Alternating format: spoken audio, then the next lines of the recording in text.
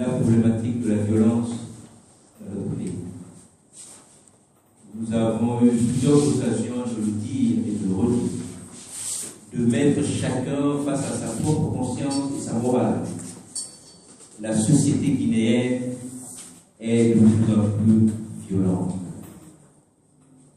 Évidemment, une société sans justice est une société qui fait le lit de la violence. Une société sans normes, mais une norme qui s'applique à tout le monde, qu'on soit fort ou faible, qu'on soit homme ou femme, qu'on soit à Conakry ou à l'intérieur du pays, qu'on soit du côté du pouvoir ou du côté de l'opposition. Le droit doit s'imposer à tout le monde si nous voulons garantir à l'ensemble de nos concitoyens un environnement sans violence. Il faut que l'État retrouve cette crédibilité au niveau de son autorité. Nous parlons souvent de l'autorité de l'État. L'autorité de l'État, ce n'est pas la force physique. L'autorité de l'État, c'est la force légale. L'autorité de l'État, c'est lorsque le citoyen est convaincu que la sanction qui lui est infligée, malgré la sévérité de celle-ci, est une sanction légitime. L'autorité de l'État, c'est lorsque le droit et la loi est notre seule référence pour trancher. L'autorité de l'État, c'est lorsque l'État est en mesure de satisfaire aux besoins des concitoyens en matière de sécurité, en matière de liberté, en matière de justice. L'autorité de l'État, c'est la force dans le droit, et c'est la force du droit. Nous devons travailler, nous, moi, comme membre du gouvernement, à ce que nos concitoyens retrouvent confiance et replacent leur confiance en l'État, à la puissance publique, pour qu'elle le protège, mais aussi qu'elle puisse le sanctionner en cas de défaillance. Nous constatons chaque jour en Guinée des débordements violents. Cela est un défi immense pour notre pays. Au-delà du fait que cela n'est pas acceptable ni souhaitable, cela nous fragilise notre pacte social, fragilise la crédibilité et l'autorité de l'État. Il faut qu'un travail urgent soit mené avec l'ensemble de la société pour que nous renoncions à la violence, pour que les citoyens retrouvent la confiance et l'espoir, pour que nous trouvions d'autres modalités de règlement de nos différends, d'expression de nos mécontentements. En démocratie, les mécontentements sont courants. Le droit de les exprimer est constitutionnel. La liberté de le faire l'est aussi. Et ce n'est pas parce qu'on est mécontent qu'on a le droit de la violence. Ce n'est pas parce qu'on est mécontent qu'on a le droit de le casser, d'empêcher nos concitoyens de jouir de leurs droits et de leur liberté. Mais qui peut garantir cela? C'est l'État.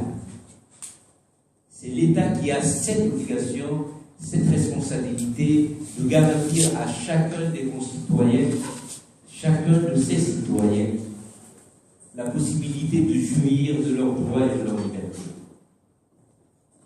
Le droit de ceux qui veulent exprimer leur mécontentement, et le droit de ceux qui veulent faire autre chose. Le droit de ceux qui veulent manifester, le droit de ceux qui veulent aller travailler, le droit de ceux qui veulent dire quelque chose, le droit de ne pas écouter de ceux qui ne veulent pas écouter.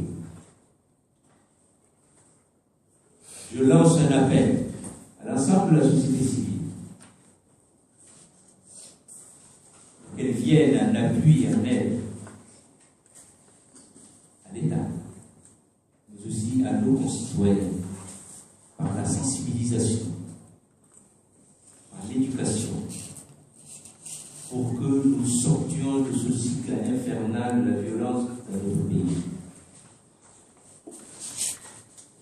jours qui passent, nous apprenons une source de violence. Ça vient de part et d'autre. Un jour, c'est telle localité, un autre jour, c'est telle autre localité. Cela, si nous tenons à notre pays, nous tenons à l'avenir de ce pays, cela doit cesser. Il nous revient ensemble à trouver d'autres solutions pour exprimer le mécontentement et exprimer nos opinions, toutes choses indispensables pour une société démocratique. C'est pourquoi, évidemment, nous avons situé la problématique de la violence, de l'impunité, après celle de la violence. On peut continuer à dénoncer la violence.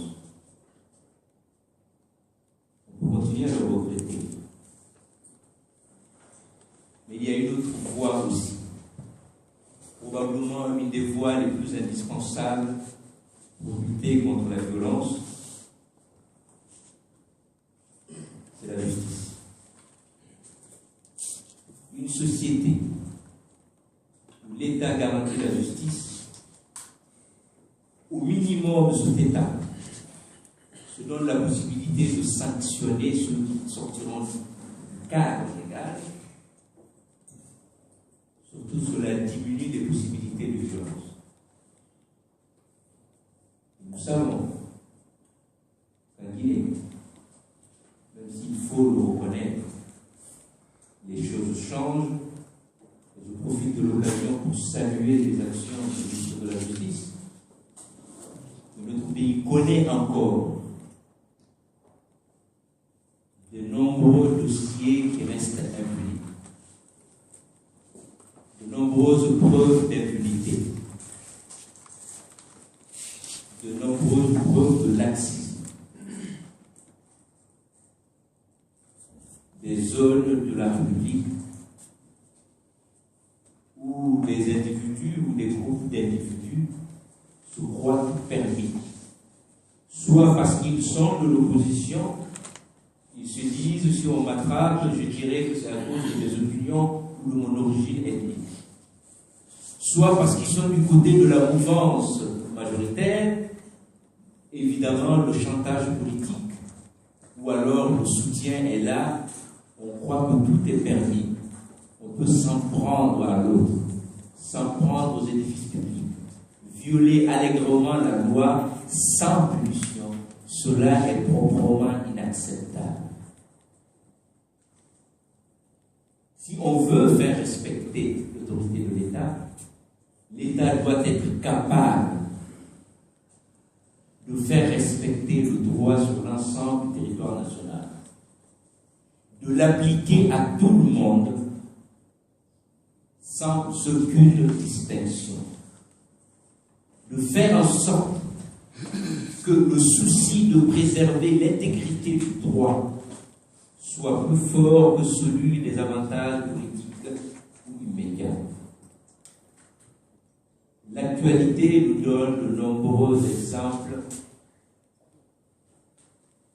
de débordements violents, de personnes qui se croient permis. Cela, le département des droits de l'homme est déterminé à continuer non seulement à dénoncer ces comportements, mais à rappeler à l'État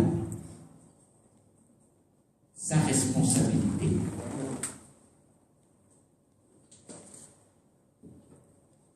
Un petit cours de droits de l'homme pour ceux qui accuseraient le ministre des droits de l'homme de s'en prendre trop à l'État. En matière de droits de l'homme, il n'y a qu'un seul responsable, c'est la puissance publique. Même lorsque les violations se produisent dans une relation privée, il revient à l'État, de par notre Constitution et les engagements internationaux, de garantir à chacun de nos concitoyens un environnement où il verrait ses droits fondamentaux garantis. Il est vrai, et cela aussi est une réalité que nous pourrons ignorer, que nous sommes dans une situation où cet État est à construire, où il reste beaucoup à faire, pour intégrer l'idée d'État dans notre culture sociale, dans notre inconscient culturel et social, de faire comprendre à chacun de nos concitoyens que l'État est utile. Une société sans État est une société qui sera abandonnée à elle-même, où les plus forts gagneront aujourd'hui, ils seront faibles demain, ils subiront la loi des plus forts de demain. Comme ceux d'hier qui étaient faibles pourront être forts aujourd'hui, et ceux d'aujourd'hui pourront être faibles demain. Pour sortir de tout ce cycle de hasard, l'État est le garant permanent des droits et des libertés de chacun, en garantissant à chacun la possibilité d'accéder à la justice en cas de besoin. Nous devons donc rappeler à l'État cette responsabilité principale, tout en demeurant conscient de la nécessité de notre pays, pour tous les acteurs, de ne pas participer à fragiliser le peu d'État que nous avons, parce que personne n'y gagnera. Nous pouvons continuer à critiquer l'État, à lui rappeler ses devoirs, sa responsabilité, sa mission, tout en préservant et en défendant cet idéal de puissance publique qui est l'organe capable d'intégrer et de représenter la notion d'intérêt général. Sinon, ce sont les communautés qui gagneront. À partir du moment où on serait réduit à la stratégie des communautés, je ne vois pas comment on pourrait en sortir d'une justice. Je ne vois pas comment on pourrait arriver à définir un intérêt commun qui soit au-dessus de l'intérêt de chaque communauté ou de chaque groupe d'individus ou d'individus. Il faut donc que l'État travaille pour donner un sens à son autorité. Et ce sens se retrouve dans le droit et dans la justice. Il faut que l'ensemble de la société civile appuie l'État à travers ce qu'elle fait déjà, de sensibilisation, d'éducation, pour faire avancer l'idée de droit dans notre pays, l'idée d'État, le respect du droit, du civisme et du respect des libertés des hommes et des autres. C'est pourquoi nous disons à chaque occasion, chaque impunité fait le lit du nouveau crime.